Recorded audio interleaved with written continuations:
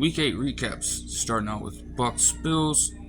Surprisingly efficient game rushing wise from the Bucs because they only were given the ball 17 times on the fucking ground instead of all these ridiculous ass carries for a team that still can't run the football consistently, to be completely honest. Rashad White, for whatever reason, led the team in both rushing and receiving yards with 7 catches for 70, getting all the damn screen passes. It is actually insane. I will say though, Baker Mayfield actually had a hell of a game, especially late too. And they would have won it if Chris Godwin could just locate the fucking ball. Somebody was there. It was on the money. All you have to do is turn behind you. Locate the ball. You are a professional wide receiver in the league. And it's not even to say, oh, you couldn't have seen it. This shit is being played in the nighttime. It's not like you have the sun glaring in your face. Turn around and you got it. Josh Allen, on the other hand, I guess it's an okay performance from him. He did enough to win at the end of the day, but the Bucs just got way too damn close. So you still have to ask yourself, what's up with the Bills right now? You really do. And I mean, I know it hurts that you don't have Trey White anymore, and they did just get Russell Douglas as of today. They have to figure that out. They really, really do. But it's another win on the board, so I guess. Moving on to the Sunday action. Starting out with the Browns and Seahawks. I'm not gonna lie, I was kind of getting on the Browns' ass early on in the first quarter. The fact that the Seahawks got 3 straight trips to the red zone on a defense that's supposed to be one of the tops in the league. I was kind of going crazy. That definitely cooled down, and the Browns' defense put on display why they are regarded as one of the better defenses in the league, to be completely honest. The Seahawks did the same, especially late. I mean, what a play by Julian Love. What a play by Jamal Adams to even deflect the ball in that situation in the first place. Gotta credit him to him, bro. Even if, yes, you know what I'm saying, like he is at his best in situations where he's in the box. He's gonna beat the allegations. But why not use your strength in a moment where it's very much needed? It worked out perfectly. And the Seahawks get the ball back, and fucking Jaxon Smith-Njigba wins the shit. This is as a rookie, bro. He fucking balled out. And Jake Bobo got a rushing touchdown too. Jaxon Smith-Njigba is just on a good trajectory right now. You know, just trying to figure out exactly how to utilize him exactly in the first few weeks. That's okay. In these last few weeks, he's been making strides every single week. You love to see the progression. He will break out very soon. Don't be surprised. He's going to break out everywhere. Because I'm sure that a lot of people recognize how talented he can be.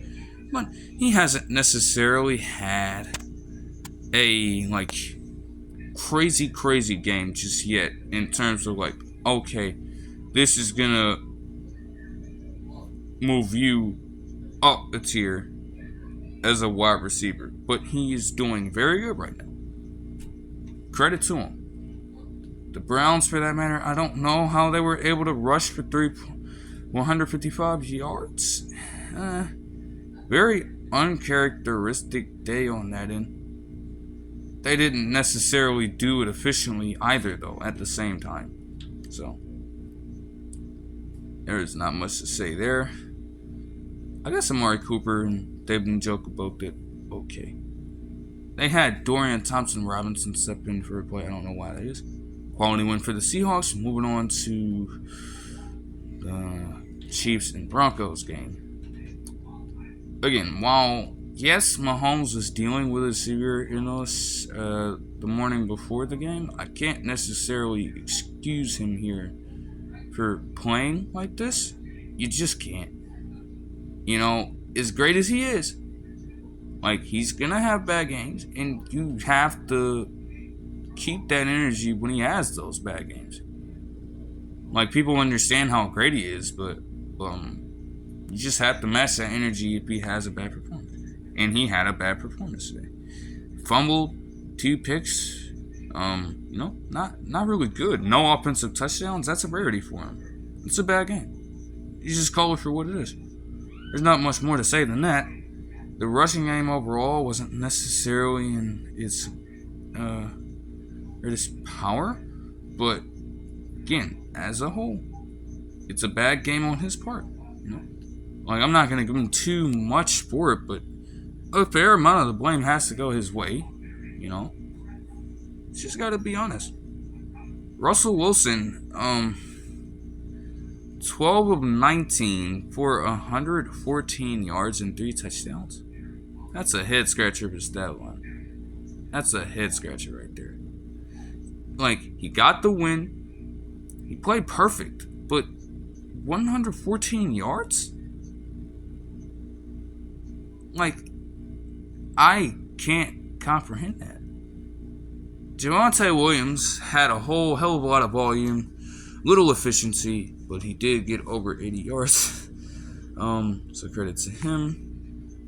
Jerry Jeudy got a touchdown along with Cortland Sutton. The Broncos are, that's a quality win for the Broncos. Somebody said, oh, this is a completely different team since the Dolphins game. It would have to be a different team since the Dolphins game. If you're getting blown out by 50, if you're getting 70 points scored on you, if you don't come out in the following weeks and play a different style of football, no, man. You have to switch it up at that point. You serious? Eagles Commanders. A.J. Brown just continues to own Emmanuel Forbes Jr.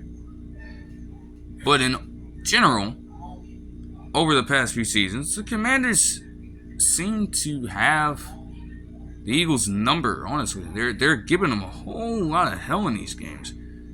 But just like the game earlier this season that went to overtime, when it came down to it, they made one mistake that really set them back. The one mistake that Sam Howell makes is a pick that leads to an easy Eagles touchdown drive that makes a difference in this game. He played flawless otherwise, but that one mistake, that one event in the game, just basically ended it right there. A.J. Brown is now the only wide receiver in NFL history to get 6 straight games with 125 plus receiving yards. So definitely a congratulations to him for that. Devontae Smith also had a pretty nice game, 7 receptions with 99 yards. Very good overall. On the Commanders side of things here, again, Sam Howell, 39 of 52, 397, 4 touchdowns, a pick. Not a bad game. In fact, a pretty good game. But again, the one mistake, the one flaw against a team, honestly, when they're on their A game, you can't afford to make a mistake of that kind against the Eagles. Because they're going to take it, and they'll literally run with it. That made the difference. Moving on to the Vikings-Packers. I don't know. Again, I really don't know what to say about Jordan Love at this point.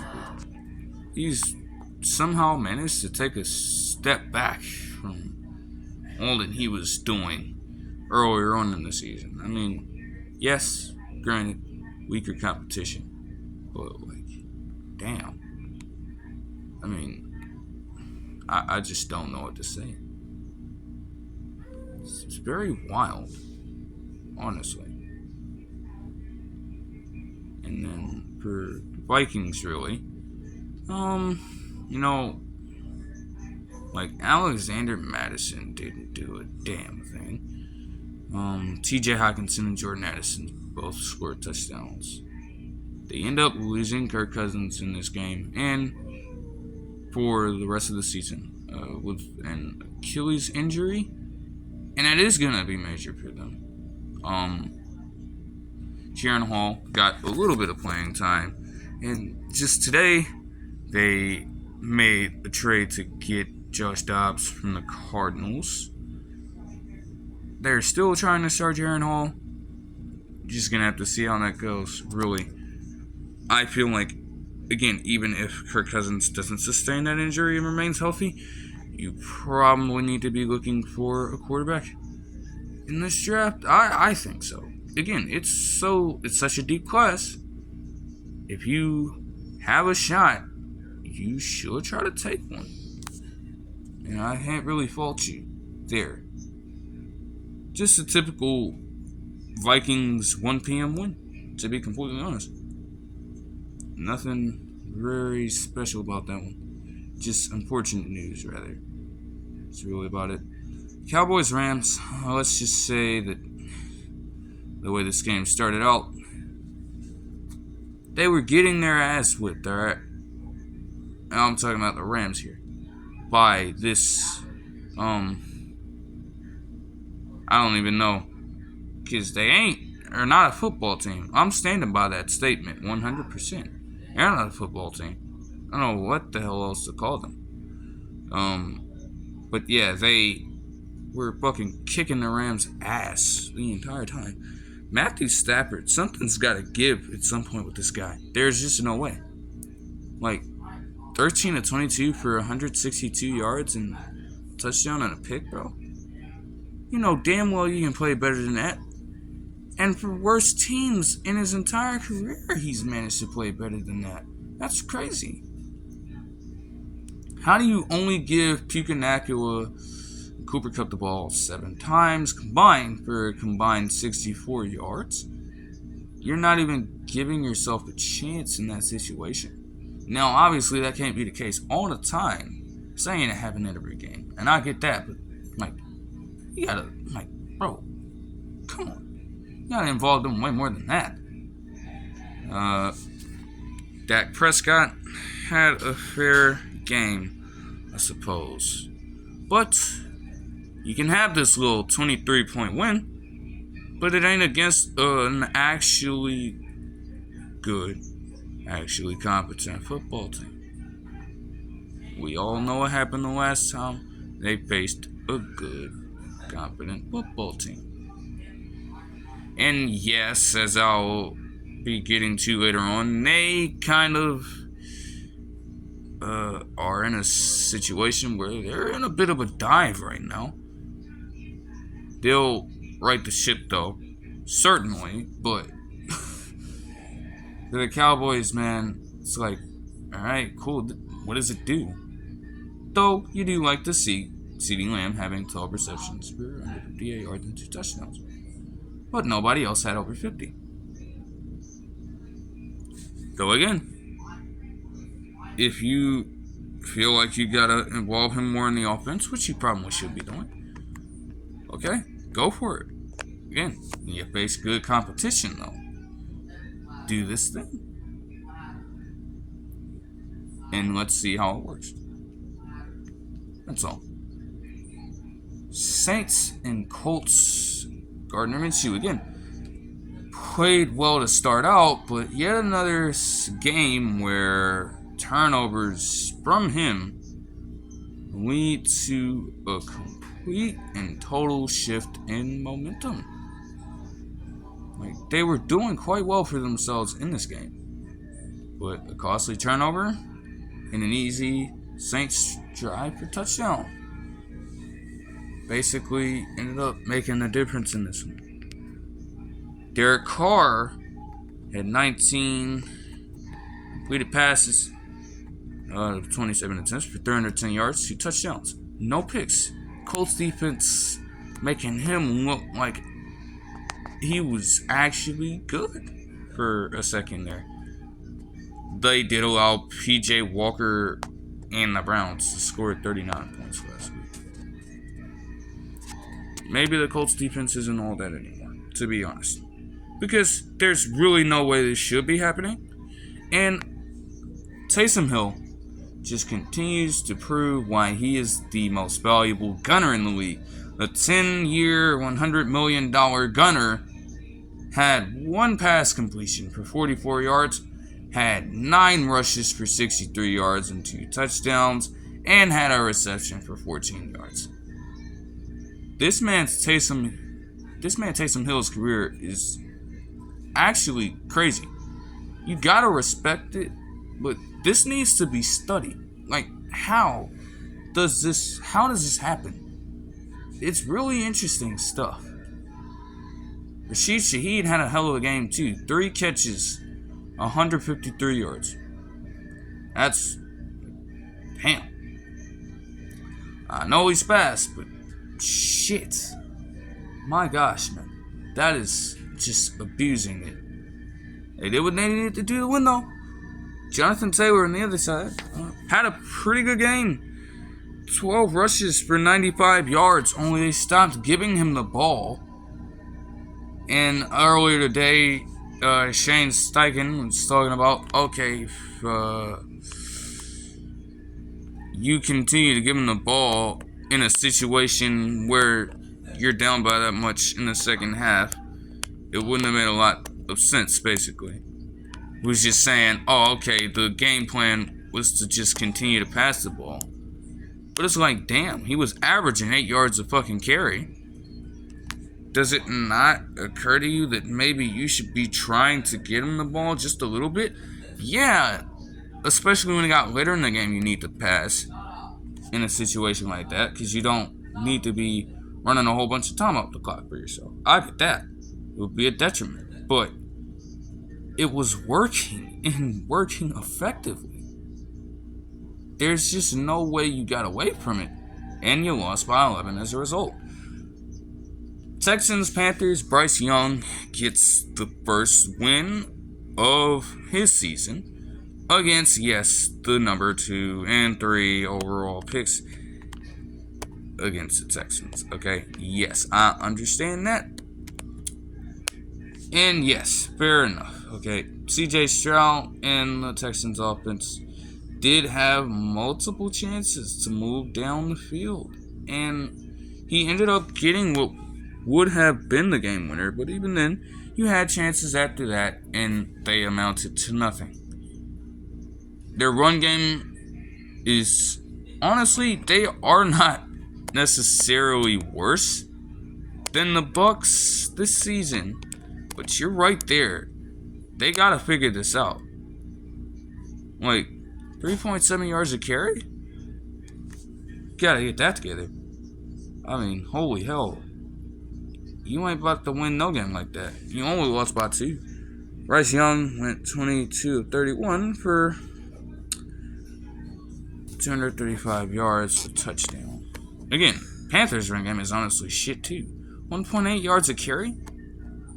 Honestly, every team that's in the South Division, every bad team that's in the South Division, okay, so I guess I can exclude the Jaguars. The Colts aren't necessarily good, but they haven't been that atrociously bad in the run game. In fact, with Zach Moss and Jonathan Taylor this season, they've been doing actually pretty nicely. So, you got the Jaguars, you got the Colts. Then, I guess, for the NFC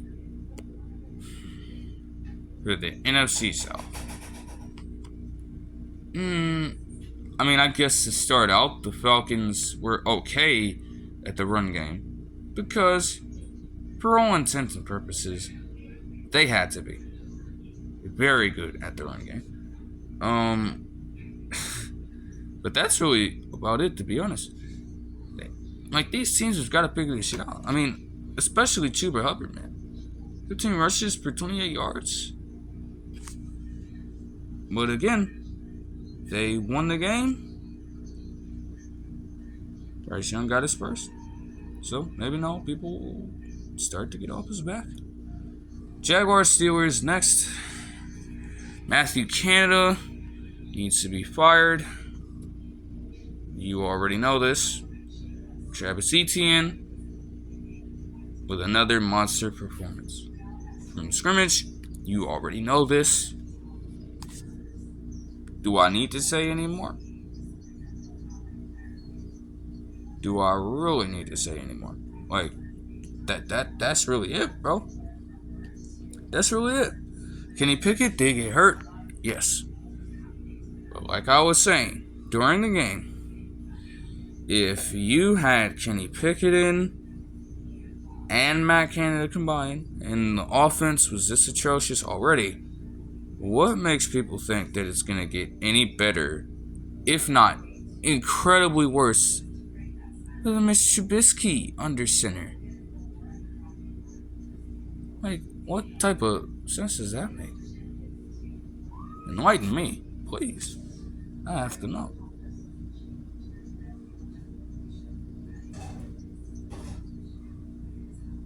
Like, defense cannot, and again, defense for the most part, they played great, but defense cannot continue to have to bail you out every single week, because every single game ain't gonna be that damn easy on one side of the ball. Things are ever evolving on a game-to-game basis, bro. It is not one-dimensional football anymore. Seriously. So you've got to step up. For real. Like, there has to be a change at some point, because how you gonna keep on putting your fans through this shit? Like, that's crazy. Moving on to Patriots Dolphins. Again, thank you once again, Josh Allen, because you gave Mac Jones a grand opportunity to resuscitate his career. Gave him a second chance. For him to do what? Throws a pick to Jalen Ramsey. Throws a bad pick to Jalen Ramsey. Testing Jalen Ramsey with a shit pass. That's not something you do. Is it like, are you not aware of how established Jalen Ramsey is? Or did you just completely forget that as you chucked up some stupid shit? His way, knowing that he's that skilled, he's gonna make a play on the ball. Shit game. You know? They had it close because of some self-inflicted wounds by the Dolphins, to be honest. But the Dolphins pulled away late. Weddle, what the fuck? Waddle and Hill, the dynamic duo themselves, had a great game. Combined 15 receptions for 233 yards and 2 touchdowns. Both had over 100 yards receiving. Nobody else on the team had over 30. Chase Claypool got a catch for 15 yards, if that means anything. He also is marked on the defensive side of the ball, though he didn't record a stat. If that means anything. Tua Tagovailoa started off just a little, I guess, sloppy, but again, good enough to win, and went convincingly this time, because the last game, the fact that it ended with a somewhat controversial call with Cole Strange, all fucking human beings on that field. No doubt about this one. This fucking game. So, okay. No. Let me just go through this, because, no. So, you're going to hear some numbers. You're going to hear some numbers is what you're going to fucking hear. Okay? So, the Giants in this one, they outrushed The Jets, 203-58. Keep that in mind. All right. They had more combined failed third down attempts than total points in this fucking game. And it went to overtime. It had an extra period. The Jets and Giants combined for more punts, 24, than total points.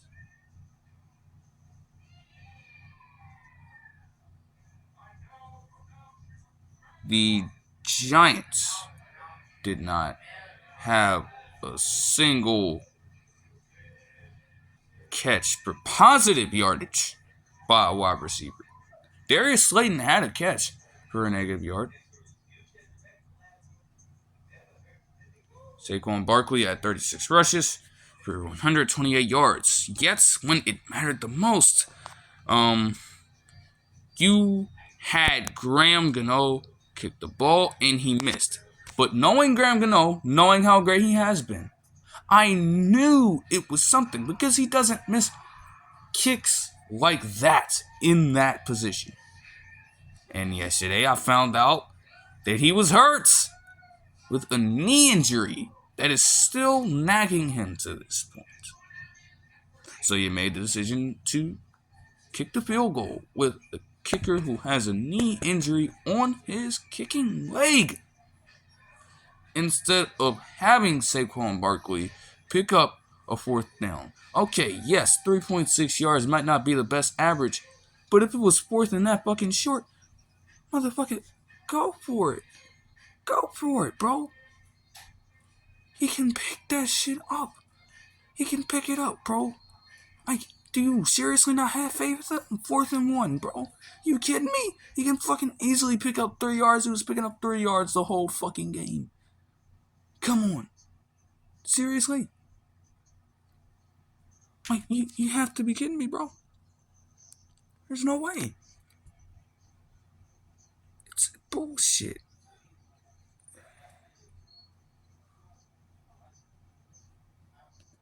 Zach Wilson didn't have a single turnover.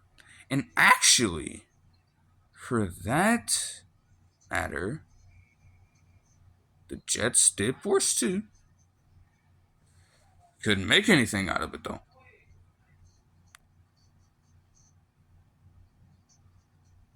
The Giants, in what has to be, I don't even know how to describe it right now. But let's just put it like this. It was a 13-10 game. The Jets won it. It was a close match. The Giants put up, as a team, net negative 9 yards, which is now the worst performance in that aspect of a single game in NFL history. Net negative 9 yards.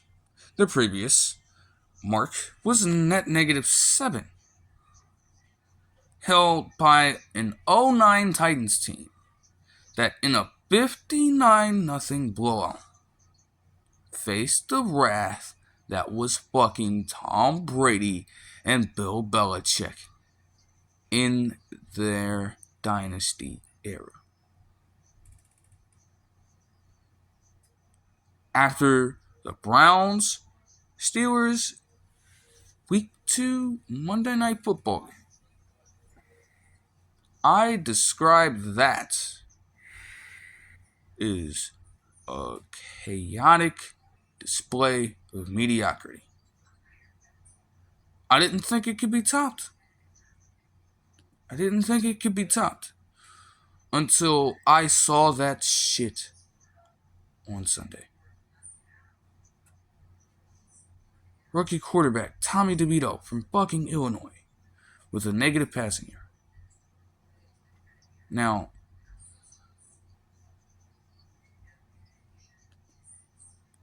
I was literally screaming, begging for this game to get cut off and switched to another broadcast. That's how bad it was. There was a debate earlier on in the season, too, when the Jets and Giants started out the way they did, and given both their situations at the time, and there was a debate on first take about who was the more hopeless team. The Giants. You fucking have them. But again, this team has two primetime games left. Two in the season. You have no hope. Go draft the fucking quarterback. The Jets. They gotta win, and they're on a winning streak. Every win they get brings them closer and closer to potentially making the playoffs and potentially getting Aaron Rodgers back. So there's something there. In their defense, again, that's why Salah was smiling. People were questioning it. The fact that you had such a historic performance like that, a literal no-fly zone to the point where they were losing yards, that is historically great defense. You should be proud of that. He's a defensive-minded coach. He preaches that. So it makes sense. But you're just trying to get Rodgers back. That's really it. Falcons-Titans. Desmond Ridder got benched at the half for Taylor Heineke, who actually literally gave them a shot to win. Bijan Robinson got 11 rushes for 62 yards and a touchdown. And I guess overall, 5.4 yards a carry, 26 rushes under 40 yards is pretty good. But again, they were kind of tailing off for the past few weeks in that department. If they can be consistent with that, though, then okay, they'll be regarded as a pretty solid rushing team out of the South divisions in the league. Will Levis, though, let me tell you something. Come here. Now, they paid Ryan Tannehill when the new league year kicked in 2020 on March 15th, right? They paid him then. If they want to cut him, they're going to have to wait until the new league year kicks in 2024. They can't do anything with him now. And you're definitely not going to swing a trade for a man that has started out this season with fucking 2 passing touchdowns. Two, and 6 interceptions. Not only did this motherfucker, Will Levis, come out of the gates getting a passing touchdown to DeAndre Hopkins when the fucking starting quarterback, the $40 million man for this fucking team, didn't do that all season long. DeAndre Hopkins coming into this game did not have a single touchdown catch in Tennessee. He got one off the fucking rip from this man. And went on to have a hat trick in this game. Not only did Will Levis do that, but he doubled the output that Tannehill had in touchdowns total on the season in one game's worth. And without a fucking turnover. Without a single turnover. You're gone, Ryan Tannehill. And not to mention, not even having to lean on Derrick Henry anymore if this can stay consistent, and he still had 22 rushes for 101 yards. He did not need to be the reason why they won this game. And he wasn't. Thank goodness. That's the whole fucking point of this thing. That's a great win. That's a great win to start out a career. I honestly was not a believer in Will Levis. And the fact that you couldn't beat Ryan Tannehill or Malik Willis out says a lot. But if you are coming out here playing like this, he's going to get a lot of people to believe in him. And maybe it's time for something like that in Tennessee. To be honest. You just have to see how it goes. Bengals, 49ers. All I can say from this is that I heard a crazy broadcast of this game later on as Brock Purdy proceeded to turn the ball over again. All I'm gonna say is that they teach you about the FCC guidelines. So for that guy to say that, I don't know if it was real or not. But if that was a real broadcast and you said that on live television, that man is probably fired right now. You cannot do that. They teach you this stuff before you even get on air. You gotta be mindful of that. You really have to. I guess he tried his best to bring them back, Brock Purdy, but by then it was too late. Only 4 receivers got the ball. Way to spread the ball around. But George Kittle had 9 receptions for 149. Brandon Ayuk had 5 for 109. Christian McCaffrey just continues to score touchdowns at any rate. And honestly, as long as he can stay healthy, that record is probably not going to be broken. They're going to find a way to get him to score every single game. And there's nothing you can do about it. Joe Burrow, on the other hand, with a 3 touchdown performance. No turnovers, 87% completion. Joe Mixon, for the first time in a while, had a good rushing game. Jamar Chase had a perfect 10 for 100 yards and a touchdown. Just simple. Good win for the Bengals. Good win. Ravens Cardinals, not a good win. Not a good win. Can you fucking Ravens fans explain to me, please convince me that Nelson Aguilar is a reliable receiver. Convince me he has good hands. Tell me he's redeemed himself. Because after that shit, and if he had done that again, alright, yeah, okay. In no way should this game have been as close as it was, bro. It should not have gone this way. It really shouldn't. They started out so well. So how? Really? This is truly unexplainable.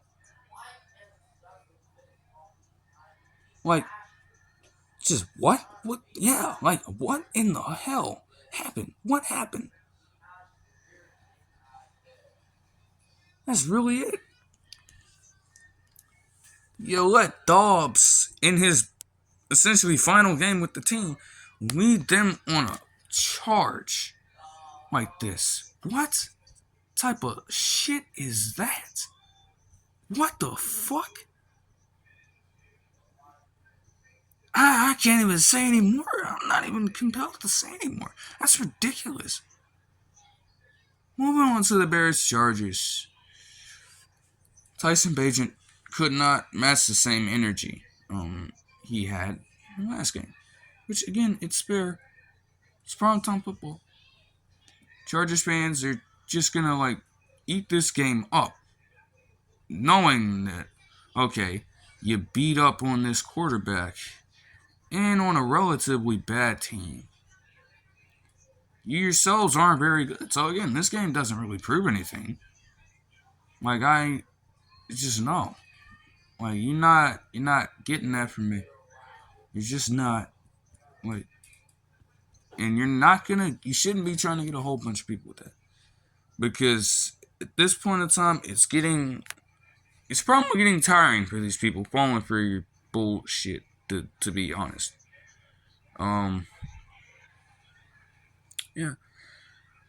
Also, I was seeing a whole bunch of stuff with fucking Chris Collinsworth's commentary on Bagent and the situation with him and Justin Fields and comparing him to Joe Montana and all that. I read an article with somebody just completely grilling his ass on that. Which, again, it is kind of crazy. Whoa, alright? He is not Kurt Warner. He is not on the same level that Kurt Warner was, okay? And to try to put all that pressure on him, bro.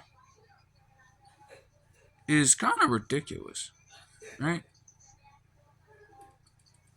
Like, you're putting this imaginary, unseen pressure on him that ain't even there. It's formless. What pressure does he necessarily have right now? And why are you going out of your way to make it a thing that it isn't? It's kind of weird. But hey, that's neither here nor there. And then Raiders Lions yesterday, the masterpiece that is Josh McDaniels. That is the Jimmy Garoppolo's and Brian Hoyers of the world. The Jacoby Myers in the mix. The Jakob Johnson, he went down yesterday, unfortunately. But the new Patriot way. The new Patriot way of 2023. Let me tell you something. You got Devontae Adams smashing his helmet on the sideline. He is not that type of receiver.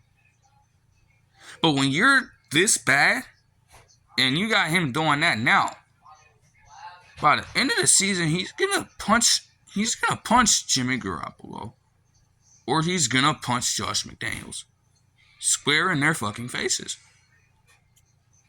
He's getting sick of this shit, and they can't do anything with him because he's one of the highest paid receivers in the league. They can't trade him. Why in the hell would you cut him? But something's got to give here. It's like, oh my gosh, like a reception for 11 yards on 7 targets. And I watched the game live. Multiple overthrows. Devontae Adams did have a drop. The ball was behind him. You did get your hands on it. So fair enough. But the ball was slightly behind him. You can't. Like, what the fuck? Like, he ain't that flexible.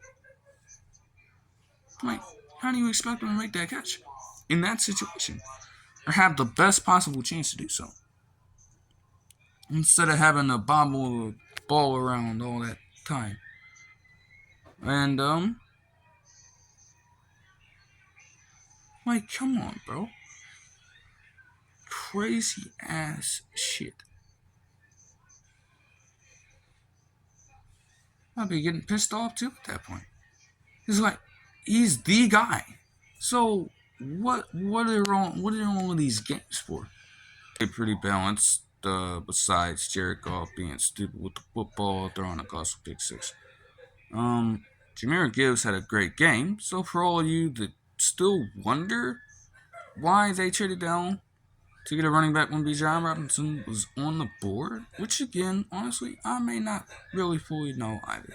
But maybe there is not so much mystery around it, to be honest. If he's playing like that in a game like this, you gotta appreciate that. Samuel Porter with another hell of a performance in the Amon-Ra St. Brown for that matter. On over 100 yards rushing. Chase Reynolds, as a backup, also had 5.3 yards per carry, 14 rushes, 74 yards. That's what happens when you are efficient with your volume. Fucking David Montgomery. Yeah, they'll get him back, and this could be a better rushing offense. But for now, at least, they're doing efficiently. And what was Montgomery doing when he was in? Exactly. That'll do it for this one. I hope you guys enjoyed, and I'll see you guys in the next one. Peace.